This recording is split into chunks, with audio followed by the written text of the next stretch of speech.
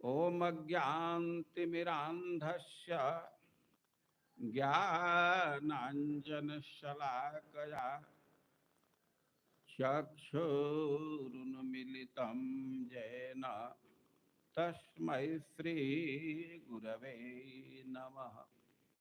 हे कृष्ण करुणा सिन्धु दीनबन्धो जगत्पते गोपेश गोपिका कांत राधा कांत नमस्तुते। जयतां सुरतोर्पंग मम मंद मतिर्गति मत सर्वस्वपदाम्भोज राधा मदन मोहनौ तप्त कांचन गौरांगे राधे वृंदावनेश्वरी वृषभानुसुते देवी प्रणमामि हरिप्रिये। नमो महावदान्याय कृष्ण प्रेम प्रदायते कृष्णाय कृष्ण चैतन्य नाम्ने गौरत्विषे नमः। श्री चैतन्य मनोभीष्टं स्थापितं येन भूतले सोऽयं रूपः कदा मह्यं ददाति स्वपदान्तिकम्। वैराग्यजुगभक्तिरसं प्रयत्नै अपाय जन्मां मनभीप्सुमन्धं कृपां बुधिर्यः परदुःखदुःखी सनातनं तं प्रभुमाश्रयामि। वाञ्छाकल्पतरुभ्यश्च कृपा सिन्धुभ्य एव च पतितानां पावनेभ्यो वैष्णवेभ्यो नमो नमः। जय श्री कृष्ण चैतन्य प्रभु नित्यानंद श्री अद्वैत गदाधर श्रीवासादि गौर भक्त वृंद। हरे कृष्णा कृष्णा कृष्णा हरे हरे, हरे राम राम राम हरे हरे। हरे कृष्णा कृष्णा कृष्णा हरे हरे, हरे राम राम राम। ओम नमो भगवते वासुदेवाय।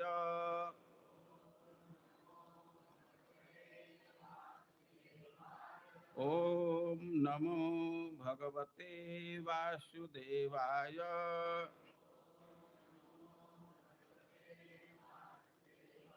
ओम नमो भगवते वासुदेवाय।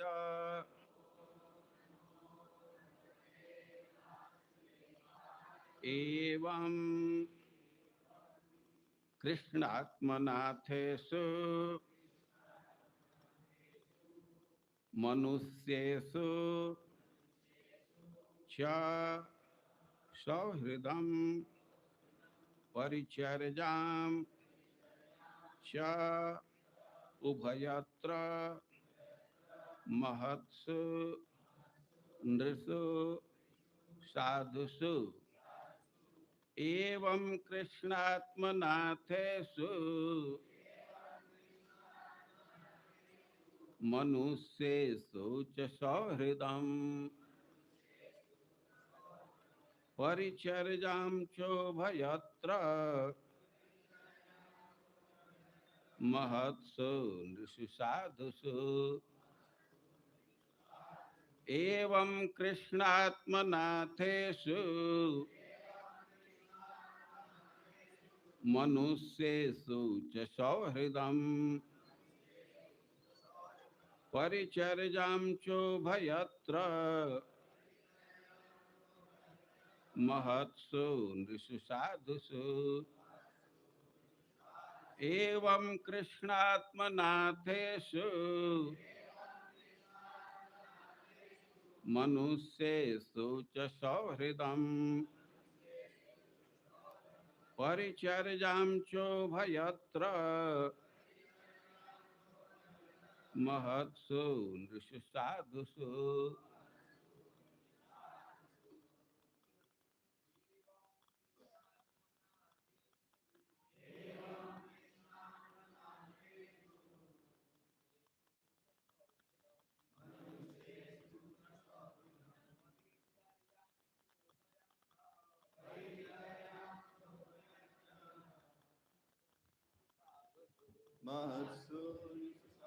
माता जी एवं इस तरह कृष्ण आत्मनाथेषु जो लोग भगवान श्री कृष्ण को अपने आत्मा का स्वामी मानते हैं, उन मनुष्येषु मनुष्यों के लिए च तथा सौहृदम मैत्री परिचर्या सेवा च तथा उभयत्र चर तथा अचर अथवा श्री भगवान तथा उनके भक्त दोनों के प्रति की गई। महत्स विशेषतया श्री भगवान के शुद्ध भक्तों में से, नृषु मनुष्यों में से, साधुषु संत आचरण वालों में से। अनुवाद और तात्पर्य। अनुवाद, जो अपने चरम स्वार्थ का इच्छुक है उसे उन व्यक्तियों से मैत्री करनी चाहिए जिन्होंने श्री कृष्ण को अपना जीवन नाथ मान लिया है। उसे समस्त जीवों के प्रति सेवा भाव भी उत्पन्न करना चाहिए। उसे मनुष्य रूप में पैदा हुए जीवों की और इनमें से विशेष रूप से उनकी सहायता करनी चाहिए जो धार्मिक आचरण के सिद्धांत को अपनाते हैं। धार्मिक व्यक्तियों में से पूर्ण पुरुषोत्तम भगवान के शुद्ध भक्तों की विशेष सेवा की जानी चाहिए।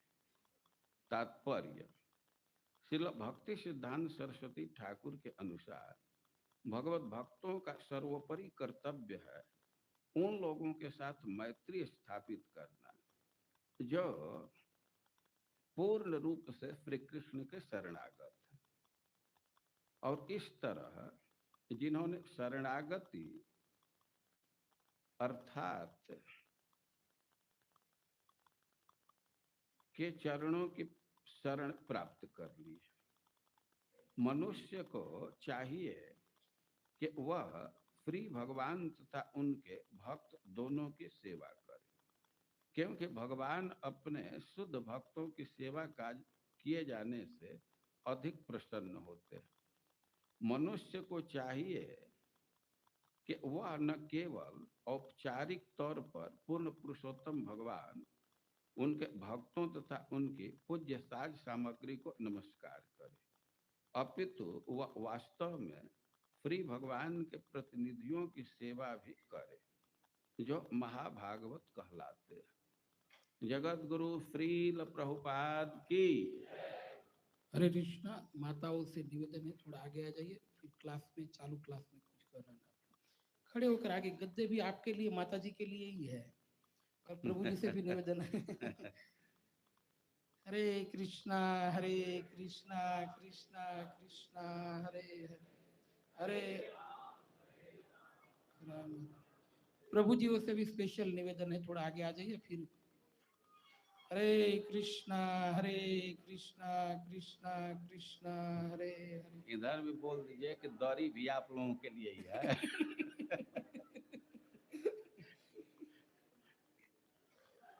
हरे कृष्णा हरे कृष्णा कृष्णा कृष्णा हरे हरे हरे राम राम राम। बस जिनके साथ बच्चे हो माता जी पीछे बैठेंगे, जिनके साथ बच्चे हैं क्लास में डिस्टर्ब ना हो इसके लिए बच्चे वाले माता जी और प्रभु जी पीछे बैठे। हरे कृष्णा। कुर्सी वालों को भी आवाज सुनाई दे रही है ना?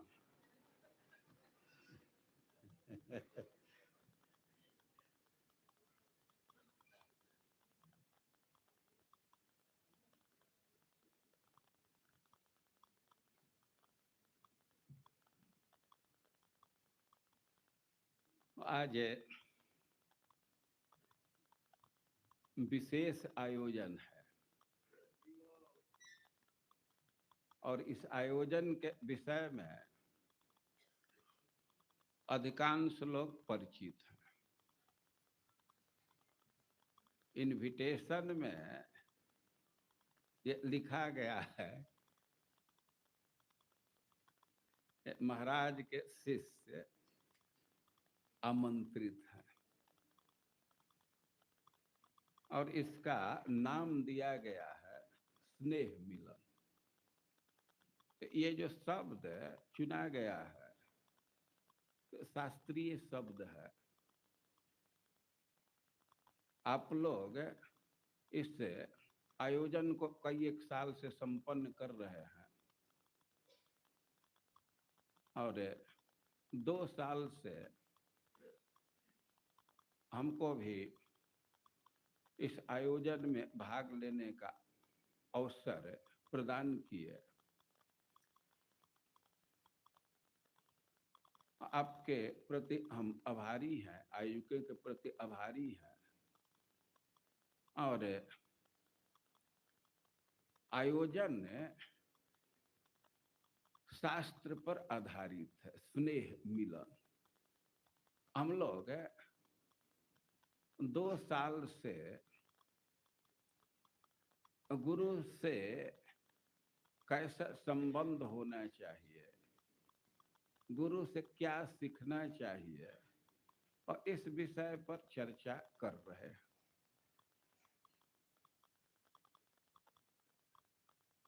और यह विषय श्रीमद् भागवतम में दिया गया है एक प्रश्न के उत्तर में।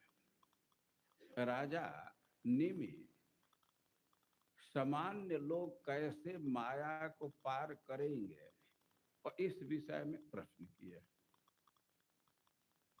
सब तो माया में पड़े हुए हैं, माया से पार जाना है तो ज्ञान वही व्यक्ति दे सकता है जो तमो निद्रा के ऊपर हो, जो जगा हुआ है। अब जो खुद ही सोया हुआ है तो दूसरे को क्या ज्ञान देगा?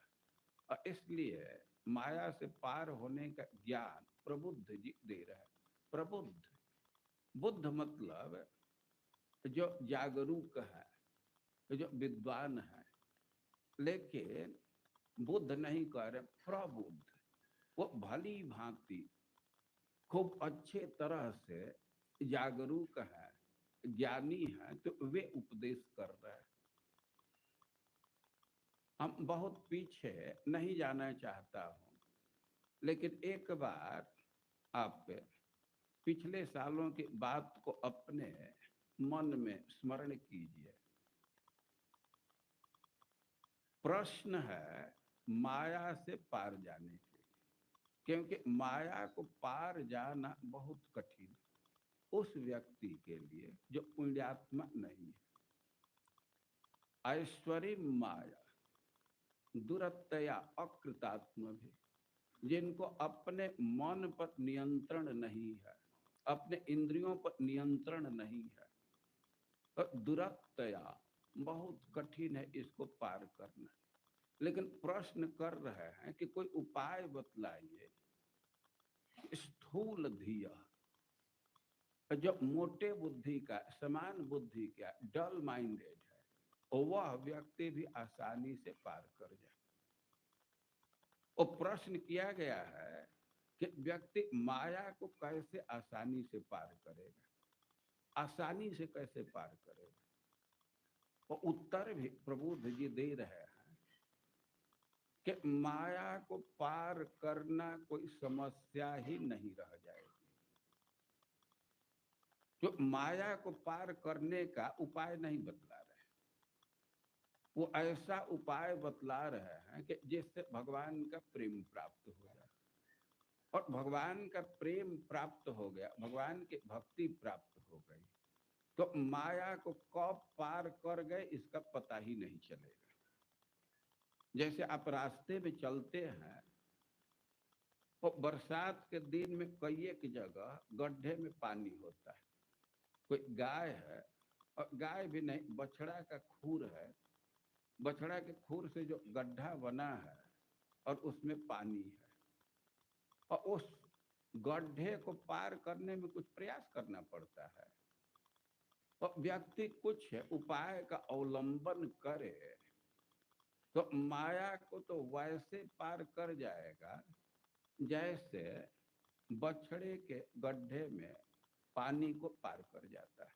ये बहुत आसान है, लेकिन उसके लिए वो अपना कुछ विवेक चाहिए, थोड़ा सा वैराग्य चाहिए, और संसार के व्यवहार से निराशा चाहिए। यह अनुभव होना चाहिए कि हम सांसारिक जीवन से, सांसारिक जीवन शैली से सुख की प्राप्ति नहीं कर सकते। अभी सांसारिक जीवन शैली से सुख की प्राप्ति नहीं होगी तो करे क्या। तो यह जब मन में आने लगे कि कौन वह मार्ग है, क्या वह विधि है, कौन पद्धति है कि जिससे हम दुख से निवृत्त हो जाएंगे, सुख को प्राप्त करेंगे। अब संसार से हट करके उत्तम, संसार तम से हट करके जिज्ञासा आवे तो गुरु की शरणागति स्वीकार करनी चाहिए। भाई माया पार करने की इच्छा है, संसारिक जीवन से निराशा है, और उच्चतर जीवन चाह रहे हैं, स्थायी सुख चाह रहे हैं, संसारिक जीवन से विलक्षण स्थिति प्राप्त करना चाहते हैं, तब गुरु के पास जाना चाहिए। अभी संसार में ही जीना चाहते हैं, भोग का ही अर्जन करना चाहते हैं, इंद्रियों को सुविधा को जुटाना चाहते हैं, और गुरु बहुत सहायक नहीं होगा। हम यह नहीं कह रहे कि गुरु सहायक नहीं है, इस विषय में भी गुरु का आशीर्वाद काम करता है, लेकिन अब माया पार करेंगे कि नहीं यह संशय है। जिज्ञासु श्रेय उत्तम। अब गुरु का लक्षण भी दिया गया है और लिखा गया है कि दीक्षाद शिक्षण, गुरु से दीक्षा लेना चाहिए, गुरु से सीखना चाहिए। दीक्षा लेना अपने आप में पूर्ण नहीं होता है। इनिशिएशन अंग्रेजी में कहते, वहां से तो प्रारंभ होता है। दीक्षा से तो हमारा जीवन प्रारंभ होता है, और दीक्षा लेने के बाद कुछ सीखना होता है। और सीखने के विषय में कह रहे हैं कि तत्र भागवतान धर्म शिक्षित गुरुवात्म दैवत। दीक्षा लेने के बाद भागवत धर्म की शिक्षा ग्रहण करनी चाहिए। शिक्षित, सीखे, और सीखे को दो तरह से समझना चाहिए। अभी जिस चीज की जानकारी नहीं है, जिसका आचरण नहीं कर रहा, तो उसको सीखना पड़ेगा, उसको जानना पड़ेगा। और कोई कोई कहेगा कि अब तो सीख लिए, कैसे मंत्र जपना है, अब तो सीख लिए, काम पूरा हो गया ना। शिक्षित का अर्थ अभ्यसित, उसका अभ्यास करे। अभ्यास करने से व्यक्ति पूर्णता को प्राप्त करता है। तो जो चीज अभी नहीं सीखे हैं तो उसको सीखना है, और जो सीख लिए हैं उसका अभ्यास करना है।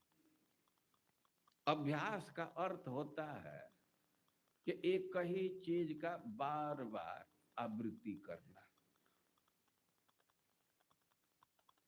आप लोग स्कूल में देखते हैं कि छोटे छोटे बच्चे हैं, तो गिनती पढ़ा उनको याद हो गया, तो याद हो गया तो छोड़ नहीं देते। अब इस समय क्या सिस्टम है, पहले तो स्कूल में बच्चों को अभ्यास कराया जाए, एक आगे से बोल रहा है 2 का 2, 2 दूनी 4, 2 तिहाई 6। अब ये कई एक साल तक अभ्यास करते रहते हैं। और उसी तरह जो चीज सीख गए, महामंत्र सीख गए, तो उसका अभ्यास करना होता है। शिक्षित मतलब अभ्यसित, अभ्यास करता रहे। हरे कृष्णा कृष्णा कृष्णा हरे हरे, हरे राम राम राम हरे हरे। वो भागवत धर्म की शिक्षा लेनी होती है, उसका अभ्यास करना होता है। और गुरु के प्रति भाव क्या होना चाहिए, तो गुरु आत्मदैवत, गुरु से बहुत प्रियता का संबंध होना चाहिए। आत्मा मतलब प्रिय, बहुत नजदीक का संबंध होना चाहिए। लेकिन एक चीज ध्यान रखना चाहिए कि नजदीक का संबंध हो गया तो कहीं अनादर न हो जाए। जैसे दैवत बहुत प्रियता का संबंध है, लेकिन इसके साथ भी गुरु में ठीक भगवान जैसा पूज्य बुद्धि होना चाहिए। और गुरु आत्मदैवत, वो प्रिय है और परम पूज्य है, परम आराध्य है।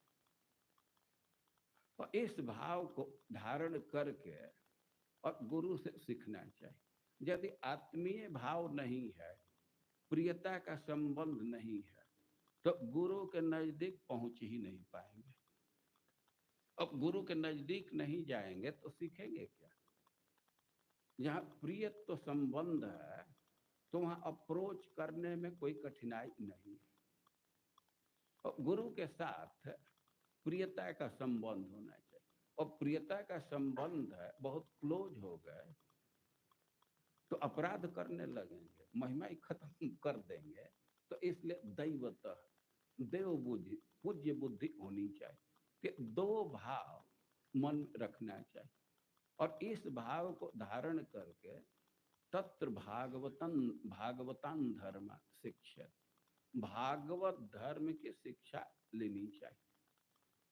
और क्या क्या शिक्षा लेनी चाहिए, पिछले साल इस विषय पर कई एक अंग को मैं समझाने का प्रयास किया था। और उसमें है कि वहाँ श्रवण कीर्तन सीखना चाहिए, कैसे वस्त्र पहनना होता है, विविध चीर वसनम, वस्त्र सीखना चाहिए। और जो भी अपने आश्रित हैं, पत्नी, पुत्र, और उसको भी कृष्ण को निवेदित करना चाहिए, उसको भी कृष्ण के सेवा में लगाना चाहिए। और अपने अहंकार का त्याग करना चाहिए। सामान्य रूप से पति के मन में अहंकार भरा हुआ है, मेरी पत्नी है। अरे थोड़ी यह भावना करो कि कृष्ण की सेविका है। तो यह सीखना होता है।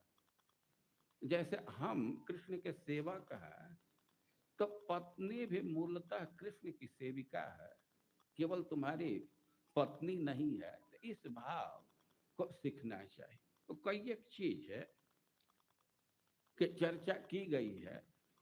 अब हम एक बात को कह रहे हैं कि एवं कृष्णात्मनाथेषु मनुष्य सुच सौहृदम, कह रहे हैं कि सौहार्द सीखना होता है। किससे सौहार्द? कृष्णात्मनाथेषु, जिस व्यक्ति के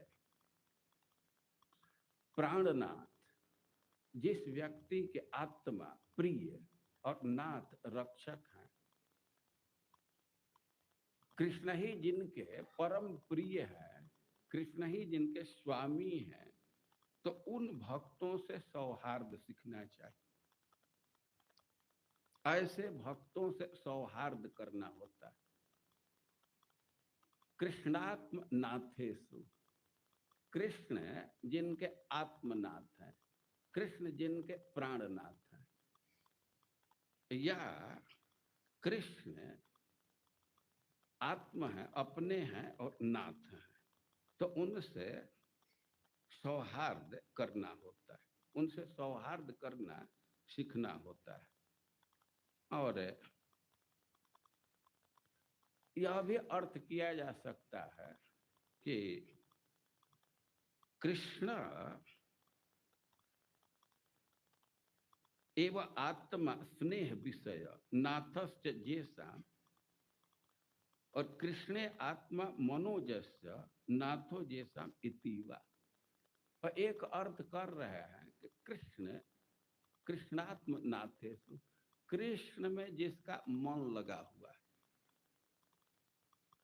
और वही जिसका नाथ है। जिस व्यक्ति का कृष्ण में मन लगा है और वही व्यक्ति जिसका स्वामी है, तो उससे स्नेह करना सीखना चाहिए। अंतर कैच कर पाए, एक में कह रहे हैं कि कृष्ण जिसके स्वामी है,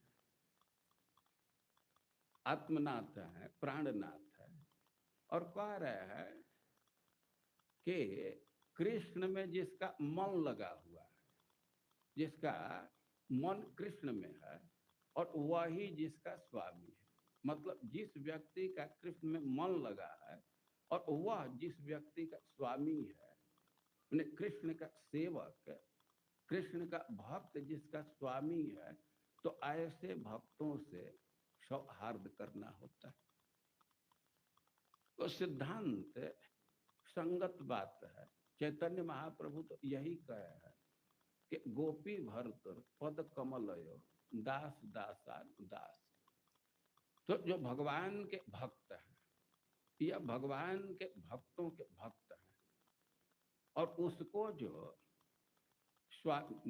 जो व्यक्ति भगवान को अपना स्वामी मान रहा है, या जो व्यक्ति भगवान के भक्त को अपना स्वामी मान रहा है, तो उससे सौहार्द करना सीखना होता है। सौहार्द, हृदय मतलब हृदय, और सु मतलब अच्छा, तो सुंदर हृदय बनाना होगा, यह सीखना होता है। इसका अर्थ है कि स्नेह तो फैला हुआ है, स्नेह करते हैं, लेकिन जो भगवान के समर्पित भक्त हैं, तो उनसे स्नेह करना चाहिए, उनसे विशेष स्नेह करना चाहिए। या जो भगवान के भक्त हैं, तो उनसे विशेष स्नेह करना चाहिए। सौहार्दम, सौहार्दम का अर्थ किया गया है कि अतिशय स्नेह करना चाहिए। अरे अपने बेटा बेटी पुत्र परिवार से स्नेह कर रहे हैं, ठीक है, ये स्वाभाविक है, होता ही है। लेकिन कृष्णात्मनाथेषु, जो भगवान के भक्त हैं, तो उनसे अतिशय स्नेह होना चाहिए, बहुत अधिक स्नेह होना चाहिए। तो इसको सीखना होता है। गुरु के संरक्षण में रह करके और शिष्यों को आपस में मिल करके यह शिक्षा ग्रहण करना होता है। और इसी दृष्टि से यह जो आयोजन किया गया है, तो बिल्कुल शास्त्र संगत, यह आवश्यक है। रोज स्नेह करना चाहिए, लेकिन कोई विशेष अवसर होना चाहिए, इसका कोई मूर्त रूप आ रहा है, तो इसको बहुत अच्छा माना जाएगा। और कह रहे हैं कि जो कृष्ण के भक्त हैं, जो कृष्ण के समर्पित भक्त हैं, जिनका मन कृष्ण में लगा हुआ है, उन्हीं को स्वामी मानते हैं, तो उनसे बहुत अधिक स्नेह करना चाहिए। और दूसरे से तो कह रहे हैं कि यह तो एक आइटम है, परिचर्या च उभयत्र। परिचर्या सेवा करनी चाहिए। कहाँ सेवा करनी चाहिए? उभयत्र शब्द दिए हैं कि दोनों जगह सेवा करनी चाहिए। भगवान के भक्तों से तो बहुत प्रेम कर रहे, बहुत स्नेह कर रहे हैं, लेकिन इस संसार में दूसरे भी प्राणी हैं, तो उनकी भी सेवा करनी चाहिए। उभयत्र दोनों जगह। दोनों जगह का अर्थ है कि संसार में दो तरह के प्राणी हैं, एक को स्थावर कहते हैं, एक को जंगम कहते हैं। कुछ कुछ प्राणी हैं कि वे चलते फिरते रहते हैं, और कुछ कुछ प्राणी हैं कि एक जगह स्थिर रहते हैं। और करके परिचर्या चोभयत्र, वह दोनों तरह के प्राणी का सम्मान करना होता है। परिचर्या का अर्थ है कि उनको आदर देना चाहिए। चैतन्य महाप्रभु निर्देश दिए हैं कि जीवे सम्मान करे, यानी कृष्णेर अधिष्ठान। चाहे वो स्थावर प्राणी हो या जंगम प्राणी हो, कृष्ण का निवास दोनों जगह। जो कृष्ण के निवास स्थान है तो उसका बहुत सम्मान करना चाहिए।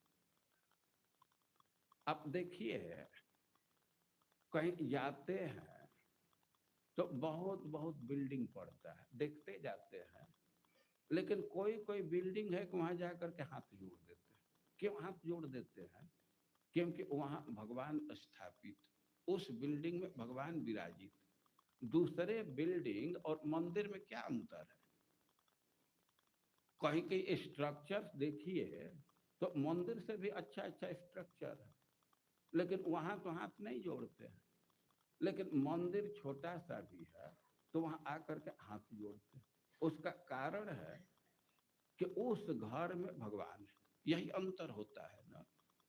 तो जैसे जिस घर में भगवान का निवास श्री विग्रह है तो उसका सम्मान कर रहे हैं, तो वही सिद्धांत प्रत्येक प्राणी के तरफ लागू होगा, क्योंकि प्रत्येक प्राणी में भगवान तो जरूर स्थित है। ऐसा कोई प्राणी नहीं है कि जिसमें परमात्मा का निवास नहीं है। तो चाहे वह जंगम प्राणी हो या स्थावर प्राणी हो, सबका मंदिर के समान सम्मान करना चाहिए। तो यह भक्तों को सीखना होता है। या दोनों जगह का अर्थ है कि श्री भगवती तद भक्तेषु च, भगवान की सेवा कर रहे हैं, भगवान की भक्ति कर रहे हैं, उनकी आराधना कर रहे हैं, तो इतना ही पूर्ण नहीं है। भगवान की आराधना कर रहे हैं, बहुत अच्छी बात है, लेकिन उभयत्र भगवान की भी आराधना करो और भगवान के भक्तों की भी आराधना करो। अब भगवान के दृष्टि में तो अपने आराधना से भी अधिक श्रेष्ठ भक्त की आराधना। शिव जी ऐसा निर्णय दिए हैं कि तस्मात् परतरम देवी तदीया न समर्चनम, आराधना नाम सर्वेशा विष्णु आराधनम पर। बहुत बहुत तरह की आराधना होती है, लेकिन सबसे श्रेष्ठ है भगवान विष्णु की आराधना। और तस्मात्, उससे भी श्रेष्ठ है, तस्मात् परतरम देवी तदीया नाम समर्चनम, उससे भी श्रेष्ठ है जो भगवान के हैं, भगवान के भक्त हैं, और उनका आदर करना। हरे कृष्णा कृष्णा कृष्णा हरे हरे,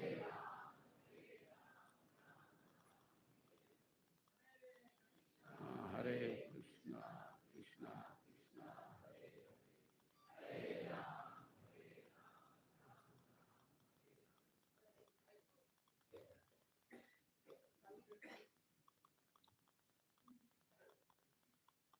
और परिचर्याम चोभयत्र, दोनों जगह परिचर्या करनी है।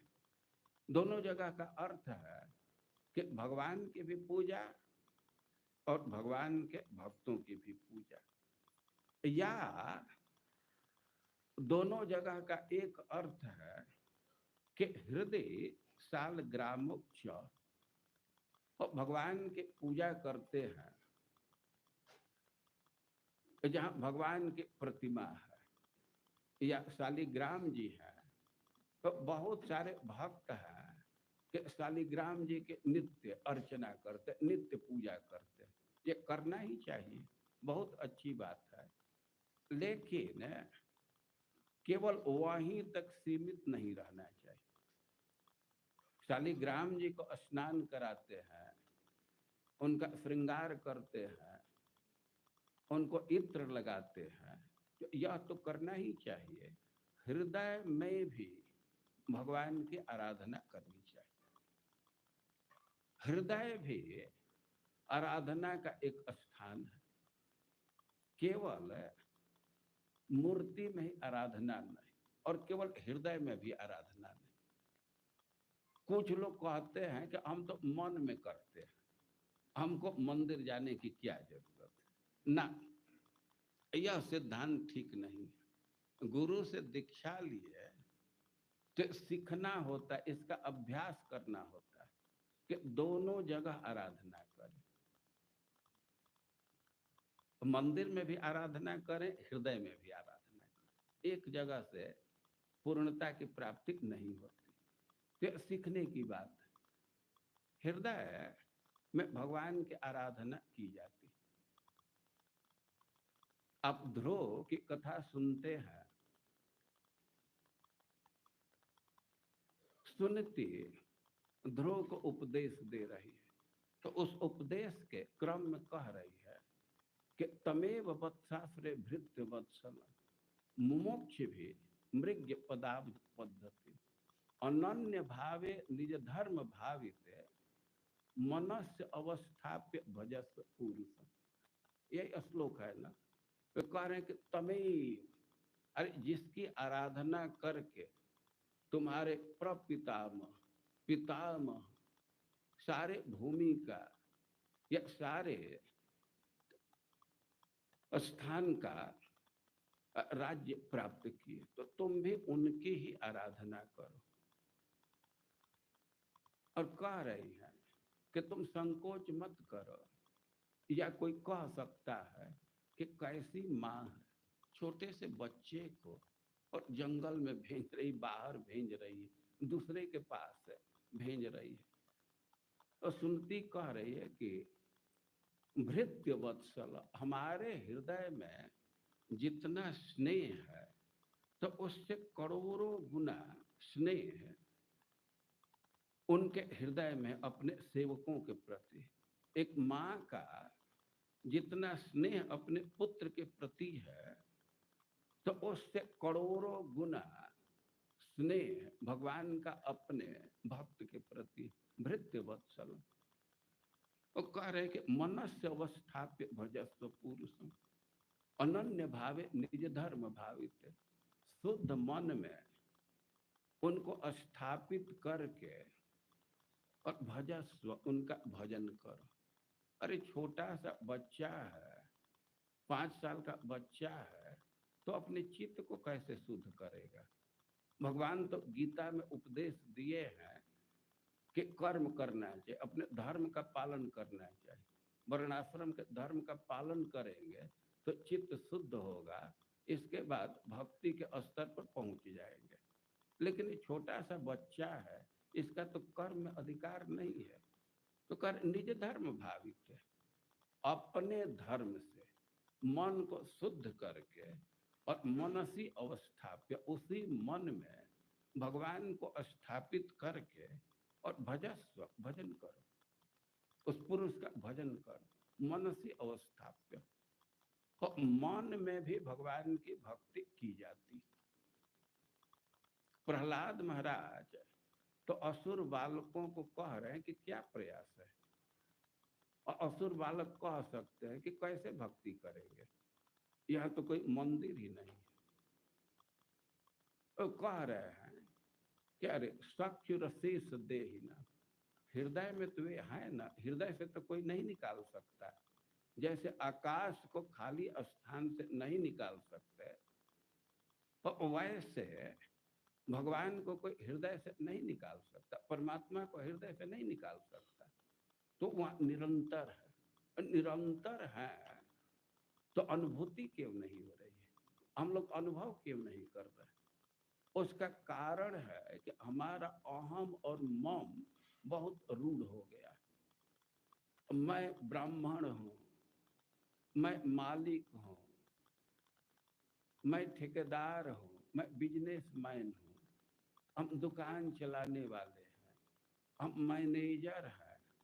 तो ये अहम बुद्धि हो गया, बहुत जम गया है। और मम बुद्धि यत्सानुबंध सती देह गेह, असती देह गेह, ये क्षणभंगुर है, कब नष्ट हो जाएगा और इसका कोई ठिकाना नहीं है। यह बहुत तुच्छ है और इसी में अहम, हम स्वामी हैं। अब अहम हो गया तो इससे जो संबंधित चीज है तो उसमें मम हो गया। अब बिजनेसमैन है तो 5 दिन ऑफिस छोड़ करके कैसे जाए, उसमें मम बुद्धि हो गया। तो अहम और मम बहुत रूढ़ हो जाता है तो पुंसो तिदूरो बसतो पिपुरिया, भगवान तो हृदय में निवास कर रहे हैं लेकिन वे बहुत दूर हो जाते हैं, उनका कोई अनुभव ही नहीं होता है। और चित्त को शुद्ध करना होता है। तो कह रही है कि निज धर्म भावित, अपने धर्म से शुद्ध कर लो चित्त को और उसी में भगवान को स्थापित करो। अपने धर्म से, बालक का क्या धर्म, भक्ति सबका धर्म है, चाहे वो स्त्री हो पुरुष हो, बालक हो वृद्ध हो, भक्ति में सबका अधिकार है। तो सुनीति उपदेश दे रही है कि अनन्य भावे निज धर्म भावित, मनस्य अवस्थापित भजस्व पुरुष, मन में स्थापित करके भगवान की भक्ति करो। तो यहाँ प्रबुद्ध जी कह रहे हैं कि गुरु के संरक्षण में ये सीखना होता है। परिचर्याम चोभयत्र, भगवान की भी सेवा, भगवान के भक्तों की भी सेवा। जंगम प्राणी का सम्मान, स्थावर प्राणी का सम्मान, या शालिग्राम जी की सेवा, श्री विग्रह की सेवा, प्रकट और हृदय में भी सेवा, मन में भी भक्ति का अभ्यास करना चाहिए। तो कह रहे हैं कि परिचर्या चोभयत्र, दोनों जगह सम्मान, भक्ति सीखना चाहिए, सेवा सीखनी चाहिए। लेकिन स्थावर जंगम सब प्राणी के सेवा का महिमा है, लेकिन उसमें भी नृषु जो मनुष्य है और उनकी सेवा का विशेष महत्व है। नृषु कहने का अर्थ है कि जो शास्त्र के शासन में चलते। अभी पशु और आदमी में अंतर किया जाए तो क्या अंतर है? वो भी खाते हैं, पशु भी खाते हैं, आदमी भी खाता है। पशु का भी अपना परिवार है, आदमी का भी परिवार है। तो कोई एक दृष्टि से कुछ अंतर नहीं है, लेकिन कोई एक दृष्टि से अंतर है।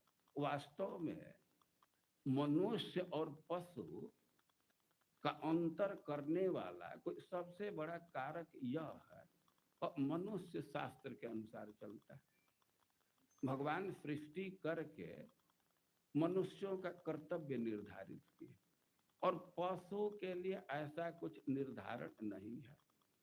तो कह रहे हैं कि सबका सम्मान करना चाहिए, लेकिन नृषु जो शास्त्र के अधीन है, शास्त्र को मानते हैं, तो उनका सम्मान करना चाहिए।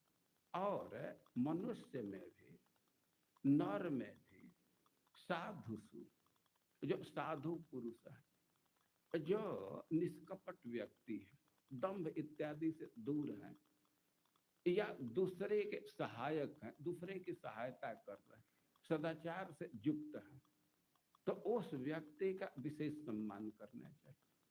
और साधु में भी महत्व, जो भागवत है, भगवान के उन्नत भक्त है, शुद्ध भक्त है, तो उनका विशेष सम्मान करना चाहिए। तो एक तारतम्य दिया गया है कि सब प्राणी का सम्मान करना चाहिए, जो स्थावर हो जंगम हो, लेकिन उसमें भी अब मनुष्य का विशेष स्थान है। और मनुष्य में भी जो साधु हैं, सदाचारी हैं, परोपकारी हैं, तो उनके प्रति विशेष श्रद्धा होनी चाहिए, उनका विशेष सम्मान होना चाहिए। और ऐसे लोगों में भी जो भगवान के शुद्ध भक्त है, महत है, तो उनका स्थान सबसे श्रेष्ठ है, उनके प्रति विशेष ही सम्मान की भावना होनी चाहिए। तो एक तारतम्य स्थापित की। महत्व, वे महत कौन है? जो अपने हृदय में भगवान को प्रकाशित किया है, जो अपने हृदय में भगवान को धारण किया, वो महत है। परमात्मा रूप से भगवान सबके हृदय में है, कोई ऐसा व्यक्ति नहीं है कि उसके हृदय में नहीं है। लेकिन सामान्य व्यक्ति और महत पुरुष में अंतर है कि सामान्य व्यक्ति के हृदय में परमात्मा निष्क्रिय रूप से रहते, तटस्थ रूप से रहते, लेकिन जो उत्कंठा पूर्वक अपने हृदय में धारण किया है, तो वहां भगवान सक्रिय रहते, उससे व्यवहार करते, और वह भी भगवान से उत्तर प्रत्युत्तर करता रहता है, उससे एक संबंध बना रहता है, वे भावना में जागृत रहते। तो जो भगवान को हृदय में धारण किया, जिसके हृदय में भगवान सर्वथा प्रकाशित है, तो उस व्यक्ति को महत कहा जाता है। किसके हृदय में भगवान का कितना प्रकाशन है, तो यही एक मीटर है किसी के महत्ता को नापने का। तो जो भगवान के भक्त हैं, तो उनको महत कहा गया, क्योंकि वे सबसे श्रेष्ठ हैं, सबसे बड़े हैं। अरे सबसे बड़े क्यों है? एक कवि का अपना कैलकुलेशन है, उसका अपना इक्वेशन है, तो वो कह रहे हैं क्या इस संसार में हम लोग देखते हैं कि पहाड़ को भारी माना जाता है, उदाहरण देते हैं, कहते हैं कि पहाड़ जैसा भारी है। जरूर पहाड़ भारी है, लेकिन पहाड़ को तो पृथ्वी धारण की है ना, उसको भूधर कहते, पृथ्वी पर वो स्थित है, तो पहाड़ से तो भारी पृथ्वी हो गई। वे पहाड़ से भी अधिक महत्व तो पृथ्वी का हुआ, और पृथ्वी को कौन धारण किया? शेषनाग जी धारण किया। तो पृथ्वी से तो भी अधिक महत्व शेषनाग जी का हो गया। और अब शेषनाग को तो भगवान शिव अपने मुकुट में ही धारण कर लेते हैं। वो पृथ्वी को धारण किए हों एक बात है, लेकिन शेषनाग को तो भगवान अपने शिव अपने मुकुट में धारण करते हैं ना, तब तो शेषनाग से भी अधिक महिमा शिव जी की हो गई। और शिव जी भी निवास करते हैं कैलाश पर, तब तो शिव जी से भी महत्वपूर्ण कैलाश हो गया। और रावण उस कैलाश को भी उठा लिया, ऐसी कथा सुनते हैं ना, तो उससे भी तो गुरुतर रावण हो गया। और रावण को बाली बांध लिया था, रावण को अरेस्ट किया था या कांख में रखा था, जो हो, तो बाली उससे भी श्रेष्ठ हो गया। और उस बाली को भगवान मार दिए। राघव विष्णु, रघुवंशी विष्णु बाली का वध किए ना, तो बाली से भी तो ज्यादा महत्व विष्णु को हो गया, भगवान का हो गया। और उसी भगवान को भक्त लोग हृदय में धारण करते, तो सबसे ऊपर तो इन्हीं का स्थान हो गया। तो श्लोक एक है, पृथ्वी शेष धृता शंभ मुकुटे कैलास वासोप्यसौ कैलासोऽपि दशाननेन तुलितो बद्धोऽप्यसौ बालिना बाली राघव विष्णुना युधिजित विष्णु सता मानसे तस्माद् विष्णु परायणाद् गुरुतर नान्यस्तु लोकत्रये। ते अपना कैलकुलेशन दे रहे हैं कि विष्णु परायणा, जो भगवान विष्णु के भक्त हैं तो उनसे तीनों लोक में कोई भारी नहीं। तो भगवान के भक्तों को महत कहा गया। जो महत पुरुष हैं, जिनके हृदय में भगवान प्रकाशित है,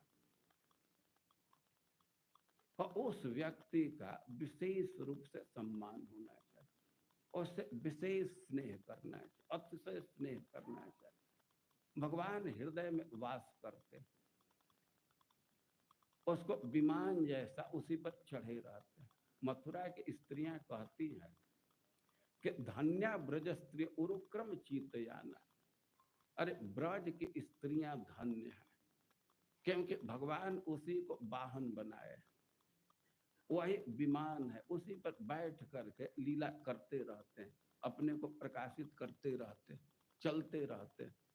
तो धन्य है ब्रज की स्त्रियां, धन्या ब्रज स्त्री उरुक्रम चीतयाना। तो जो व्यक्ति भगवान को धारण किया है तो वह व्यक्ति धन्य है, वह श्रेष्ठ है। जितना अधिक भगवान का प्रकाशन है हृदय में, तो उस व्यक्ति का उतना ही अधिक महत्व है। तो कह रहे हैं कि परिचर्या चोभयत्र महत्सो नृष साधु, सब जगह सम्मान करना चाहिए, लेकिन मनुष्य का विशेष सम्मान, मनुष्य में भी साधु मनुष्य का, सदाचारी मनुष्य का विशेष महत्व, और उसमें भी जो भागवत पुरुष हैं, भगवान के परायण हैं, तो उनका विशेष महत्व है। और इस तरह गुरु के संरक्षण में ये सब बातें सीखनी होती, इसका अभ्यास करना होता है, सबका सम्मान करना होता है। सम्मान करने से बहुत भारी लाभ भी होता है। हम लोग तो कई एक जगह जाते हैं और कई एक लोग प्रश्न करते रहते, महाराज हमको गुस्सा बहुत आता है, हमें क्रोध बहुत आ जाता है, कैसे क्रोध शांत हो? अरे उपाय तो है, करोगे तब शांत हो जाएगा। भगवान उपाय बतलाए, वे कहे हैं कि नरेशो भीक्षणम मद भावम पुंसो भावयतो चिरात स्पर्धा सूया तिरस्कारा साहंकारा वियंति।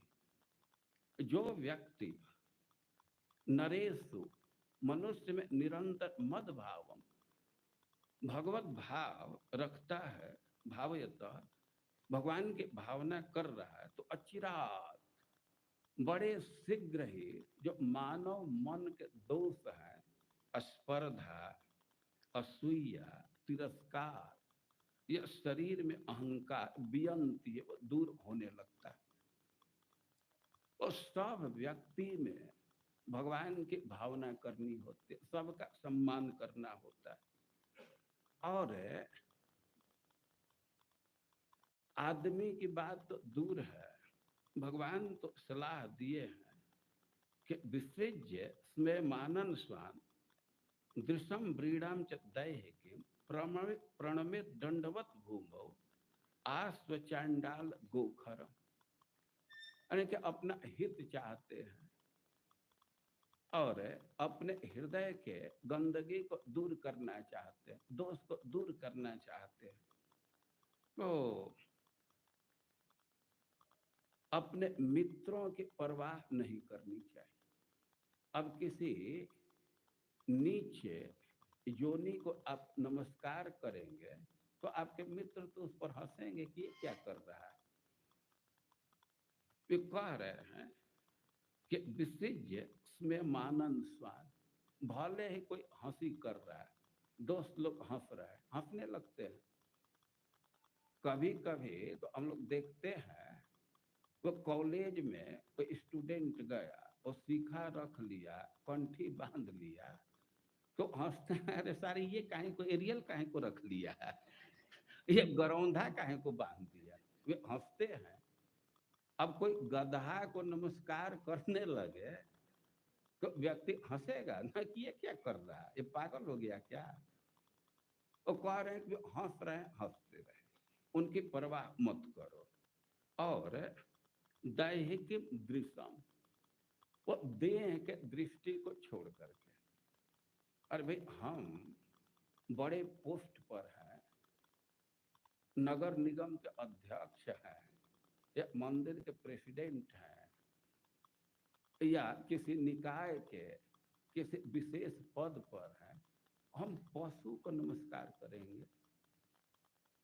और इस दृष्टि को छोड़ करके, अहंकार का त्याग करके, और ब्रीडाम, अब कोई पशु को नमस्कार करे, वृक्ष को नमस्कार करे तो कई लोग हंसने लगते हैं, उसे लज्जा लगती है। ये सब छोड़ करके प्रणमे दंडवत भूमौ आ स्व चंडाल गोखर, आदमी की बात तो दूर है, ये हंसी लज्जा ये सब छोड़ करके और आ स्व कुत्ता से लेकर के चंडाल या बैल गधा सबको नमस्कार करे। तो ऐसे सब प्राणियों का सम्मान करते हैं, सब में भगवत भाव रखते हैं, तो जो मन के दोष है अचिराद वियंती, वे बहुत शीघ्र ही दूर हो जाते हैं। और सब प्राणियों का सम्मान करना सीखना होता है। और आगे कह रहे हैं प्रबुद्ध जी कि परस्परानुकथनम पावनम भगवत जस, आपस में मिल करके भगवान के पावन जस का कथानुकथन श्रवण कीर्तन सीखना होता है।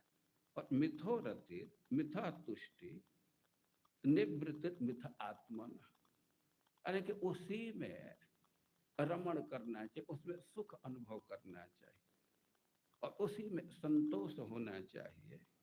और निवृत्ति मत आत्मन, और देह का जो अहंकार इत्यादि है उसका त्याग होना चाहिए। ये दैहिक जो भोग है तो उसको त्याग करना सीखना चाहिए।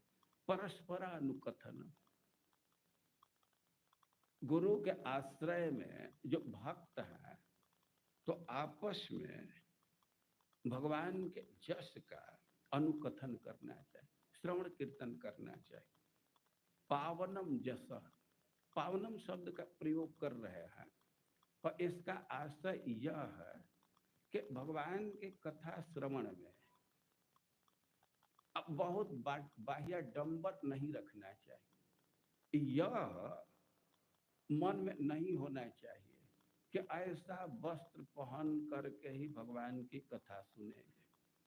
अब ऑफिस से आ रहे हैं तो कैसे कथा में जाएंगे, अरे वस्त्र तुमको शुद्ध नहीं करेगा। पावनम भगवत जसा, वो परम पवित्र है, वो तुमको शुद्ध कर देगा। ये अभी तो स्नान ही नहीं किए तो कैसे भगवान की कथा सुने। कह रहे हैं कि इसी सब है के निवारण के लिए वे पावनम शब्द का प्रयोग कर रहे हैं। सबसे पवित्र करने वाला भगवान का जस है, वही पवित्र कर देगा, तो उसको सुनने में आग्रह होना चाहिए। यह पावनम का अर्थ है कि जो अविद्या आदि दोषों को दूर कर देता है। देखिए मनुष्य के दुर्दशा पर आप विचार करेंगे तो दुर्दशा का एक सीक्वेंस है। कुंती देवी इसको बड़े ही सरल शब्दों में कही है कि भविष्य में क्लिश्यमान आना, इस संसार में सब लोग दुख भोग रहे हैं। अरे क्यों दुख भोग रहे हैं, कैसे दुख भोग रहे हैं, तो सीक्वेंस दरी अविद्या काम कर्म भी। दुख का कारण है कर्म, कर्म बंधन लगा हुआ है, कर्म फल हम पर लगा है तो उसको भोगना होगा, और कर्म का रिजल्ट होता है दुख। श्रीमद् भागवतम में कर्म का परिचय ही दिया गया, कर्माणि दुखोदरकाणि, कर्म करेंगे उसका रिजल्ट आएगा दुख। वो अनंत कर्म है और उसके चलते व्यक्ति दुख भोग रहा है। भविष्य में क्लिश्य माना ना, अविद्या काम कर्म भी, कर्म के चलते दुख भोग रहा है। अब एक कर्म क्यों किया, क्यों कर्म करता है, और करें कि कामना के चलते, हृदय में भोग की वासना है। अब भोगना चाहते तो उसके संसाधन जुटाने के लिए कर्म करते हैं, और वे वासना कैसे आ गए, तो अविद्या, अपने स्वरूप का ज्ञान नहीं है, उसकी स्मृति नहीं है, इसलिए भोग की इच्छा का उपसर्पण हो गया। तो दुर्दशा का मूल कारण है अविद्या। लेकिन भगवान के यश का श्रवण करने से अविद्या इत्यादि दोष दूर हो जाता है। इसलिए करें पावनम भगवत जसा, ये हमारे दुर्दशा का जो मूल कारण है अविद्या।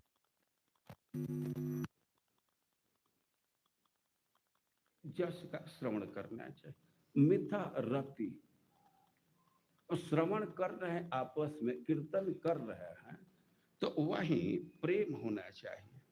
स्पर्धा इत्यादि का त्याग करके और आपस में प्रेम होना चाहिए, वही सुख अनुभव होना चाहिए और वही रमना चाहिए। मिथो रतिर मिथो तुष्टि निवृत्ति मिथ आत्मन, आपस में मिल करके और निवृत्ति सीखना होता है। आपस में मिल करके, भक्तों में जब चर्चा होती है, भगवान की कथा होती है, तो कभी कभी अपना अनुभव भी सुनाते हैं और उसका बड़ा अच्छा असर आता है। कोई कोई भक्त कहता है कि अब हम तो विषय का त्याग कर दिए, अब हम तो 2 महीना से 4 महीना से 2 साल से स्त्री संग इत्यादि को त्याग दिया। जब दूसरा व्यक्ति सुनता है तो उसको भी सोचना चाहिए, अच्छा तुम त्याग कर दिया विषय का, तो आज से मैं भी त्याग करूंगा। तो ये आपस में मिल करके मिथ, एक दूसरे के व्यवहार से, एक दूसरे के उक्ति से, उसके भाव से सीखना होता है। निवृत्ति, निवृत्ति का अर्थ विषय का त्याग करना या अहंकार इत्यादि का त्याग करना, तो आपस में सीखना होता है। और जब विषय का त्याग करेंगे तो स्वाभाविक तुष्टि, संतोष होगा, सुख का अनुभव होगा। विषय के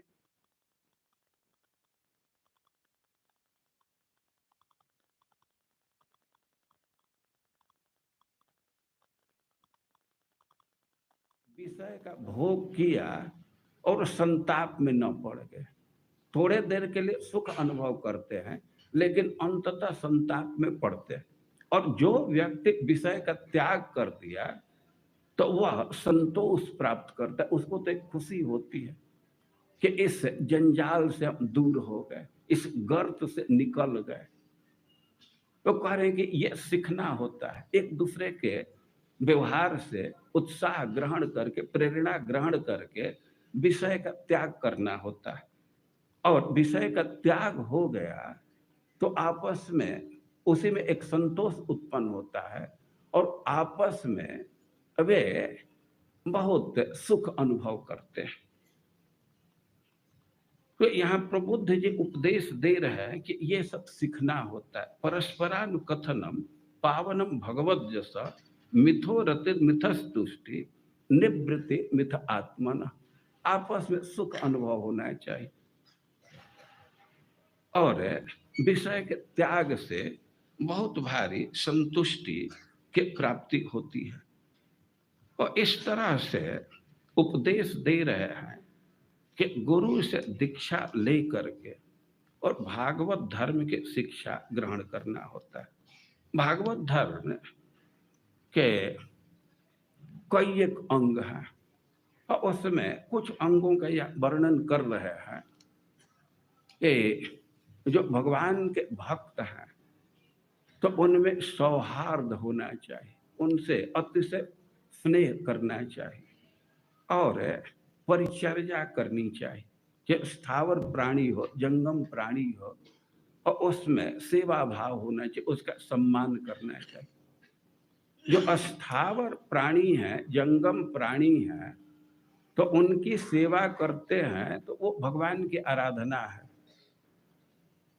वो भगवान की आराधना है। भगवान की आराधना की अनेक विधि है, लेकिन ब्रह्मा जी कहते हैं, भगवान से ही कह रहे हैं कि नाति प्रसिद्धति तथोपचितोपचार आराधिता सुरगण हृदबद्ध काम। वे कह रहे हैं कि देवता के स्तर पर सामग्री जुटा करके और आपके यज्ञ का अनुष्ठान किया जाए। देवता के स्तर से बड़ा बड़ा यज्ञ करने के लिए बहुत बहुत सामग्री जुटाते हैं और कह रहे हैं कि नाति प्रसिद्धति तथोपचितोपचार। भगवान के पूजा की सामग्री, आहुति की सामग्री क्या क्या जुटाए और उससे पूजा कर रहे हैं, और मन में कामना है कि थोड़ा जस बढ़ जाए, लोग जान जाए कि इतना बड़ा यज्ञ हुआ, और कह रहे हैं कि भगवान उससे प्रसन्न होते हैं। ऐसा नहीं कह रहे हैं कि भगवान प्रसन्न नहीं होते, लेकिन नाति प्रसिद्धति, बहुत प्रसन्न नहीं होते। नाति प्रसिद्धति तथोपचितोपचार आराधिता सुरगण हृदबद्ध काम यत सर्वभूत दया। यज्ञ से प्रसन्न होते हैं, लेकिन उतना प्रसन्न नहीं होते हैं जितना सारे प्राणियों पर दया करने से, उनका सम्मान करने से, उनके कठिनाई को दूर करने की भावना से जितना प्रसन्न होते हैं, तो उतना प्रसन्न बड़े बड़े यज्ञ से भी नहीं होते। और भगवान शिव के व्यवहार को देख करके और सुखदेव गोस्वामी सिद्धांत ही दे दिए कि तप्यंते लोक तापे न प्रायश साधवो जन। जो साधु पुरुष हैं तो प्राय प्राय देखा जाता है कि दूसरे के कष्ट से संतप्त रहते, उससे चिंतित रहते, और परमाराधनम तद्धि पुरुषस्य अखिलात्मन। हम दूसरे प्राणी के कष्ट से प्रभावित हैं, उससे दुख अनुभव कर रहे हैं, उस दुख दूर करने का प्रयास कर रहे, सोच रहे हैं, वो परमाराधनम तद्धि, ये भगवान की श्रेष्ठ आराधना है। पुरुषस्य अखिलात्मन, भगवान सब प्राणी के हृदय में है। अरे भाई, मंदिर की आप सेवा करेंगे, मंदिर का रिपेयर कर रहे हैं, मंदिर का जीर्णोद्धार कर रहे हैं, तो भगवान उससे प्रसन्न होते हैं। तो उसी तरह भगवान का मंदिर किसी खतरे में है, कोई कठिनाई है, और उस कठिनाई को दूर करते हैं, तो परमाराधना यह बहुत श्रेष्ठ आराधना है। और इन सब बातों को सीखना होता है। दीक्षा के बाद, दीक्षा के साथ इसका अभ्यास करना होता है, और इस स्तर पर पहुंच जाना चाहिए कि सब जगह भगवान का ही दर्शन होने लगे, सब जगह भगवान दिखने लगे। अब इस दृष्टि को जब सिद्ध कर लेते हैं तो माया को तो बहुत आसानी से पार कर जाएंगे। तो प्रबुद्ध जी का प्रवचन है, हम एक दो श्लोकों को यहाँ प्रस्तुत करने का प्रयास किए।